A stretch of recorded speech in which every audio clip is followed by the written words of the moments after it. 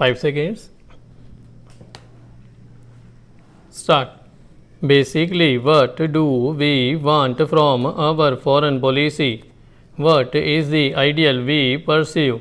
Is that ideal divorced from the practical interests of the country, or is it allied with it?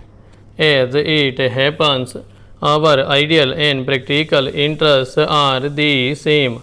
No government can afford, however idealistic it may be, to leave or neglect the practical interests of the country.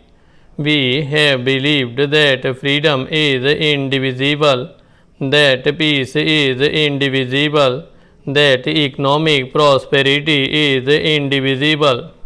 And these are the fundamentals on which our foreign policy is based. We have stood for the freedom of all countries, even when we were not free, when we were in no position to help other countries. We went out of our way to give them whatever moral and other support we could. And I know that moral support was welcomed, and it did help these countries. Today, we have the same stand. We know that joining together with the Afro-Asian group is not going to immediately strengthen any of the countries who belong to that group. But we know that there is no other way of strengthening them either. We share the common problems, common difficulties, common threats, having stability within our country, and by having economic progress. We think we can have stability and progress only if we take a particular economic path, the path of socialism, through which we give social justice to our people. It is the same social justice in the international sphere for which we stand. We believe that while there is poor nations and rich nations, there is bound to be tension. There is not only tension between the poor and the rich, but there is tension among the rich because of their desire to control or to influence the developing nations. This is how in the past most wars took place, and this is the reason for much of the tension today. Yet you find that in spite of this tension, again and again, countries try to follow the path which we have advocated, namely the path of conciliation and of trying to solve problems by means of negotiation rather than by war. In my Independence Day speech, I spoke about two recent events. No two countries could have fought more bitterly than the Soviet Union and Germany. Now, foreign policy has to be based on one historical and geographical background, that is, we see the world from where we are. Other countries see the world from where they are. So, we cannot possibly see it from exactly the same angle. We have certain countries for our neighbors. So, it is important what relationship we have with our neighboring countries. If we are a long way from other countries, we can look at them from different angles.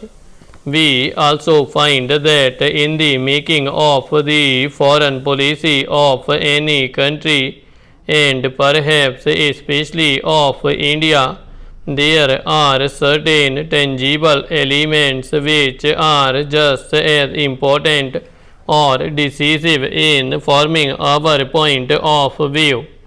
It perhaps is easier to pursue foreign policy and fashion our relations with other countries if one is a rich and a powerful nation.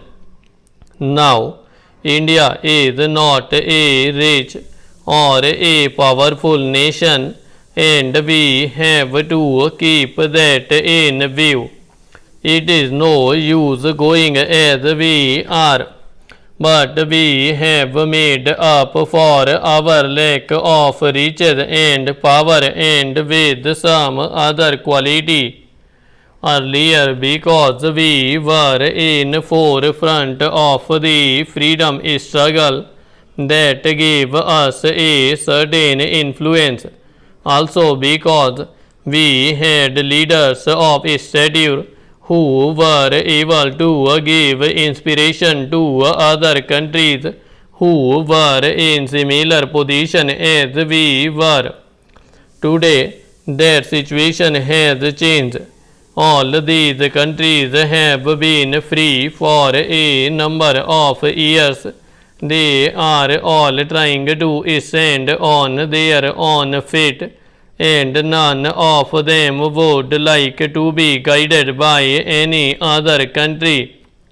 They would like to have friends, but they would not like to feel that any one country is superior to them.